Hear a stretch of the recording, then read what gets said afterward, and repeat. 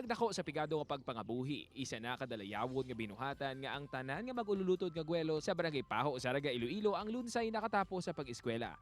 Apang mas talulupang doon pagid ang propesyon sa ang anom sa mga ini nga lunsay kababainhan ang pagsulod sa Philippine National Police. Sila ang ginabugusan na day Executive Master Sergeant Maria Cherry Guelos Di Marana kag Maria Irene Guelos Habuyo, Master Sergeant Sheila Guelos Dalit, Staff Sergeant Nerissa Guelos Federizo, Corporal Mary Chris Guelos Asturia kag Patrol Woman Era Don Guelos Buot.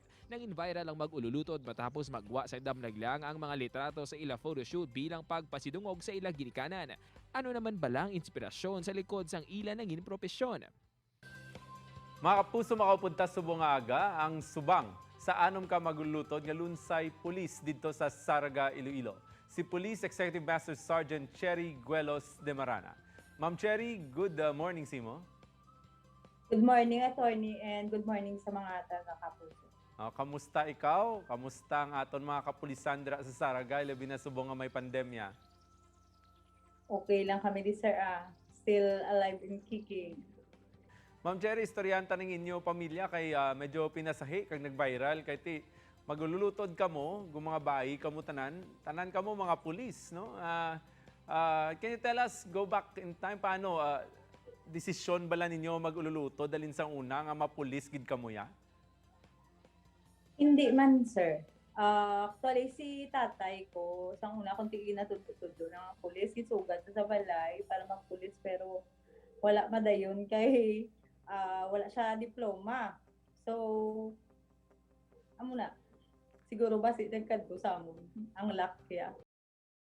Sang san o gid kamo ya nagdesider nga magpulis kamo nga maglulutod, or was it an individual decision o kundo nag-collective man, sige bla mapulis kita bilang anom? Sa una, mag-apply ka sa pulis, ang pinaka-post gid ang ngita ka bala obra, pulis kay damo ang quota. So, duwa kami sa manghod ko sir, dungan kami si Maria Irene Guelos Sabuyo ang sunod sa akon. Nagkuha ko bisang sa civil service, so kami sa manghod ko actually dungan kami nakapasar man. Amo na nga sang pag umpisa na hiring, nag-apply kami nga duwa. Pero wala sa intention nga mapulis gid Paano kamo, ikaw personally, sino naka-impluwensya sa inyo? Anong nagkumbinsi mo kung hindi nyo naging planuhan, kag naging una, kaya nga nagdesisyon nga maging pulis? Sino naka-impluwensya? Ara bala sa pamilya nga may pulis? Or ginpilit bala? Or ano ang diin nagalin ang inyo nga ang imo desisyon? Bali sir, may lang daw, may nag-advise lang gusto nyo mag-prove ka, mas manami kung magpulis ka mo kay mas madali kag dason ang may height man ka mo, so makapos lang kung eligible lang ka mo. Amo na sir nga nagpulis kami. Anong reaksyon sang inyo ginikanan? Labi na nga ba mo ni si tatay mo, gito'y siya managpulis kung tani, pero wala na dayon. Nga tanan niya nga mga kabataan nga babae, anom, nagpulis gid. Anong reaksyon sang ginikanan ninyo? Happy sila sir siyempre kay sa una ano man lang kami man, kay nagpulis kami kundi naguro asin, so man gamay ang pangabuhi sir. Sige bet, kasi pwede mo kami mapabalo kung anong kabuhi niyo sa una, no? Sang before ka mo nagpululistanan. Basta mahibit ko bala karon.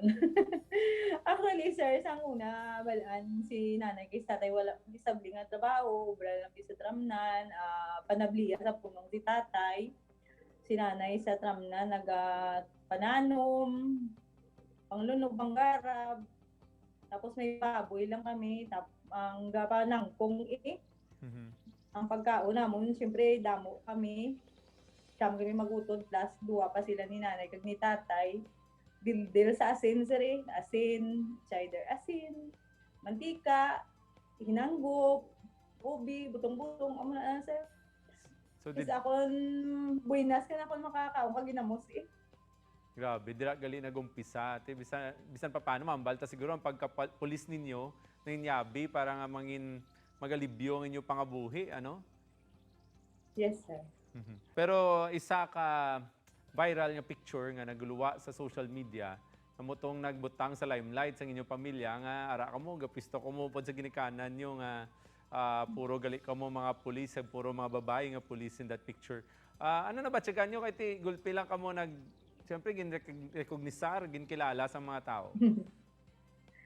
Happy sir sino balay ni maging happy nga mamak mo the almost bilog ng kalibutan siguro. Kay mas hindi lang mga amiga ko sa sagwagambal. Ay, ala, bayaran ka mo muna.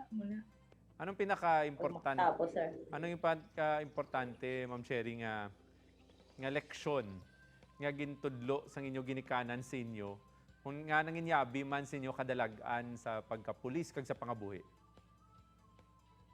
Ang basang ginikanan ko, wala kami sang pwede ipamana sa inyo, kundi edukasyon lang. Kaya siyempre hindi man tamang garano. Ang edukasyon, maskin sino, maskin ano, wala sa makakuha sa inyo. Basta makatapos na kamo na ginaya. Advice mo sa ila na sa mga ining mga uling tubo nga nagasulod man sa inyo profesyon kati kamuya gintingwaan nyo gid nga malabot ina and at the same time damo na makamoleksyon sa pangabuhi ag sa pagkapulis, ano gina-impart nyo sila nga lesson or advice? Ang advice namon, nga kung kay eskwela kamo tarungon no kay ang opportunity sir na kuno once lang. So dapat i-grab na 'yon.